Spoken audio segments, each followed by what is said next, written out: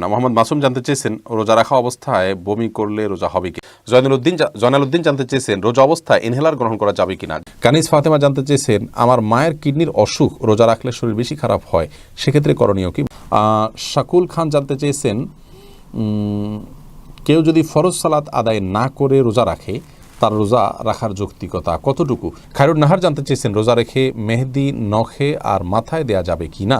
আব্দুর রহিম চিশতিয়া জানতে চেয়েছেন রোজা রাখা অবস্থায় লবণাক্ত পানিতে অজু করলে কি রোজা ভঙ্গ হওয়ার সম্ভাবনা আছে, যেহেতু জিহ্বার অগ্রভাগে মানুষের স্বাদের অনুভূতি দেয়, যেহেতু পানি পান না করলেও লবণাকৃতির পানির স্বাদ অনুভূত হয়। উল্লেখ্য দক্ষিণ অঞ্চলের নদীর পানি এবছর লবণাকৃত। যদি খুব বেশি বমি না হয় কোনো অসুবিধা রোজা হয়ে যাবে।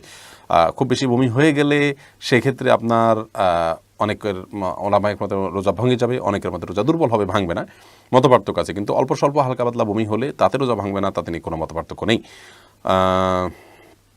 জয়নালউদ্দিন জানতে চেয়েছেন রোজা অবস্থায় ইনহেলার গ্রহণ করা যাবে কিনা। যাবে, ইনহেলার গ্রহণ করলে রোজা ভাঙবে না, কারণ ইনহেলারের যে পদার্থটা থাকে এটা প্রেস করার মাধ্যমে মানুষের পেটে যায় না। এটা এমন একটা পদার্থ, এ নিয়ে চিকিৎসা বিজ্ঞানীদের বিভিন্ন দেয়া উপাত্তগুলোকে যাচাই বাছাই করে শেখ মোহাম্মদ সাল্লাহ মুনাজ্জিদ হাফিজাউল্লাহ সহ সৌদি আরবের সর্বোচ্চ ওলামায়ে কেরাম গবেষণা করে ফতোয়া দিয়েছেন যে এটি আসলে এমন একটি পদার্থ যে পদার্থটা আসলে মানুষের ভেতরে যাওয়ার কোনো সুযোগই নেই, জাস্ট তার শ্বাস প্রশ্বাস নিতে সহায়তা করে এরকম একটি পদার্থ।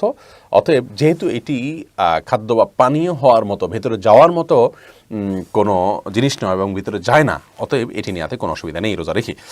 কানিজ ফাতেমা জানতে চেয়েছেন আমার মায়ের কিডনির অসুখ, রোজা রাখলে শরীর বেশি খারাপ হয়, সেক্ষেত্রে করণীয় কি। বোন কানিজ ফাতেমা, আপনার মা যদি কিডনির অসুস্থতার কারণে রোজা রাখলে খুব বেশি অসুস্থ হয়ে পড়েন, তার রোজা রাখবেন না। তার পরবর্তীতে সুস্থ হওয়ার সম্ভাবনা থাকলে সুস্থ হলে তখন রোজা রাখবেন। আর সে সম্ভাবনা যদি না থাকে, আল্লাহ না করুন স্থায়ী হয়ে যা রোগ, তাহলে সেক্ষেত্রে তার পক্ষ থেকে ফিদিয়া দিবেন। যতগুলো রোজা ভাঙা যাবে ততগুলো রোজার জন্য আপনার ফিতরা যেরকম রমজানের শেষে দেন, তেমনিভাবে আপনি ফিতরার মতো করে গরিব দুঃখীদেরকে খাদ্য দিয়ে দেবেন। 30 রোজার জন্য 30টা ফিতরা দিয়ে দিবেন। শাকুল খান জানতে চেয়েছেন কেউ যদি ফরজ সালাত আদায় না করে রোজা রাখে তার রোজা রাখার যৌক্তিকতা কতটুকু। তিনি রোজা রাখছেন, একটা ফরজ আদায় করতেছেন, এই জন্য আমরা অবশ্যই তাকে অ্যাপ্রিসিয়েট করবো যে তিনি অন্তত একটা ফরজ আদায় করতেছেন। কিন্তু নামাজ না পড়ে রোজা রাখার মানে হলো যে তিনি লুঙ্গি না পরে আপনার গেঞ্জি পরার জন্য অস্থির হয়ে উঠেছেন। ব্যাপারটা এরকম হয়ে যাবে, গেঞ্জি পরাও দরকার কিন্তু লুঙ্গি পরা তার চেয়ে বেশি দরকার। অতএব নামাজটাকে সবচেয়ে বেশি গুরুত্বের সাথে দিতে হবে, তারপর তিনি রোজার জন্য চেষ্টা করতে হবে।